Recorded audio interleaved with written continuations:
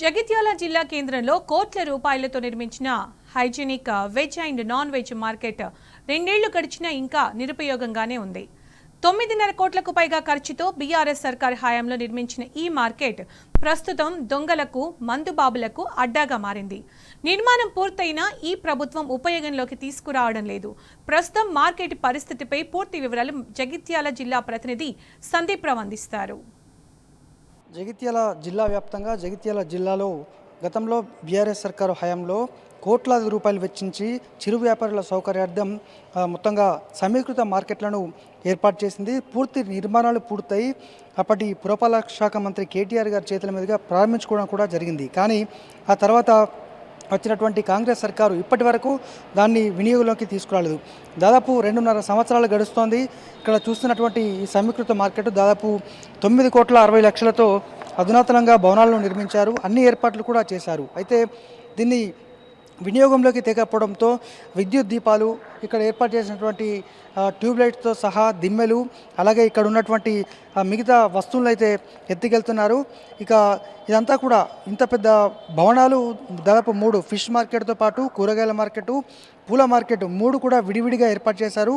ఇక ఇక్కడ పనిచేసుకున్నటువంటి వారి సౌకర్యార్థం 30 లక్షలతో దాదాపు సుమారు 30 నుంచి 60 లక్షలతో వారికి మౌలిక వసతులు అంటే టాయిలెట్స్, నీటి సౌకర్యం కోసం కూడా ఏర్పాటు చేశారు. మొత్తంగా అసాంఘిక కార్యకలాపాలకు, మందుబాబులకు అయితే ఇది అడ్డాగా మారింది. ఒకసారి మనం చూడవచ్చు, ఈ సమీకృత మార్కెట్ అధునాతనంగా నిర్మించిస్తే ఇక్కడ చీకటి పడిందంటే చాలు ఇక్కడ మద్యం సేవిస్తూ విద్యుత్ ఇక్కడ ఉన్నటువంటి ఏర్పాటు చేసిన ట్యూబ్లైట్లు పగలగొడుతున్నారు. ఇక వారికి అందుబాటులో ఉన్నటువంటి వస్తువులను ఎత్తుకెళ్తున్న సిచ్యువేషన్ కనిపిస్తుంది. 2.5 సంవత్సరాలు గడిచింది.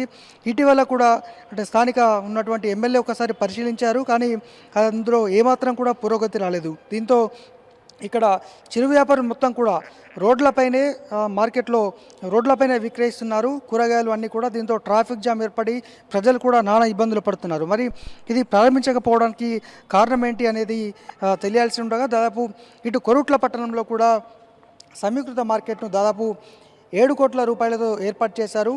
కానీ ఇప్పటి వరకు అది వినియోగం ఇటు జగిత్యాలలో 9,60,00,000, అటు కొరుట్ల పట్టణంలో 7 కోట్లతో ప్రారంభించినప్పటికీ కూడా మరి దాన్ని వినియోగంలోకి తీసుకురాలేదు. కారణం మరి చిరు వ్యాపారులు ఇంకా రోడ్ల మీద అమ్ముకోవాల్సిందేనా? దీంతో ప్రజలైతే ఇబ్బందులు పడుతున్నారు. ఇప్పటికైనా సర్కారు కళ్ళు తెరిచి ఈ చిరు వ్యాపారులు అయితే అభిప్రాయాన్ని వ్యక్తం చేస్తున్నారు. కెమెరా పర్సన్ మనోజ్ కుమార్తో సందీప్ రావు, టీ న్యూస్, జగిత్యాల జిల్లా.